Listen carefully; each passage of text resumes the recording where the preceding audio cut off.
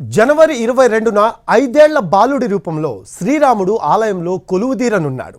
రాముడి విగ్రహానికి ఎంత విశిష్టత ఉందో అక్కడ ఏర్పాటు చేయబోయే గంటకు అంతే విశేషాలున్నాయి. ఈ గంటను తమిళనాడులో ప్రత్యేకంగా తయారు చేయించారు.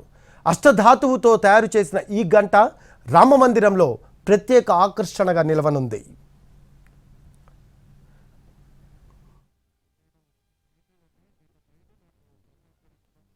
రామమందిర గంటపై మరింత సమాచారం అయోధ్య నుంచి మా కరెస్పాండెంట్ రాజు అందిస్తారు.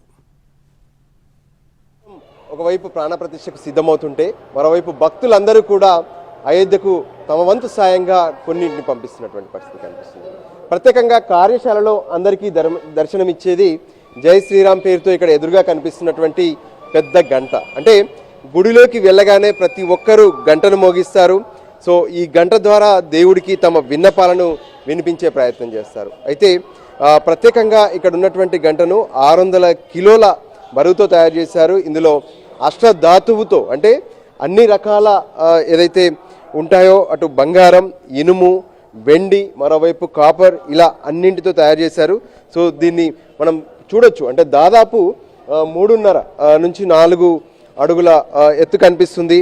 ఇక్కడ ప్రత్యేకంగా రాశారు జై శ్రీరామ్ అంటూ ఈ విధంగా 2 వైపులా రాశారు. ఇక్కడ ఉన్నటువంటి భక్తులను కూడా అడిగి తెలుసుకోవచ్చు. సో కొంతమంది భక్తులు తెలుగు రాష్ట్రాల నుంచి వచ్చారు. సో వాళ్ళని అడిగి తెలుసుకునే ప్రయత్నం చేద్దాం. చెప్పండి, మీరు ఎక్కడి నుంచి వచ్చారు? ఇక్కడ ఉన్నటువంటి అయోధ్యను చూస్తుంటే మీకు ఏమనిపిస్తుంది? బాగా అనిపిస్తుంది. మాది రామగుండం నుంచి వచ్చినాం. ఏమేమి అబ్జర్వ్ చేశారు మీరు? ముందుగా మా గంట చూసాం, చాలా బాగున్నది. అది ఎంత అంటే ఈ 5 లోహాలతో తయారు చేసింది అంటుండ్రు. దాన్ని చూసి ఇంతవరకు ఇలాంటి గంటని ఎప్పుడు చూడలేదు.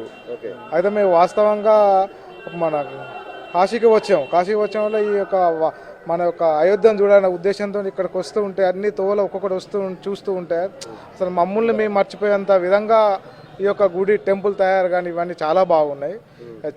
చూడడానికి 2 కళ్ళు సరిపోతలేవు. చాలా ఎక్సలెంట్గా ఉంది.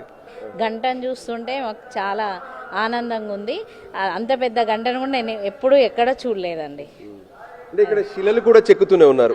రాళ్లను శిల్పులంతా కూడా ఒక శిలను ఏ విధంగానైతే ఒక ఆకారం తీసుకొస్తున్నారు. వీటన్నిటిని చూస్తుంటే ఎలా అనిపిస్తుంది? చాలా సంతోషంగా ఉందండి.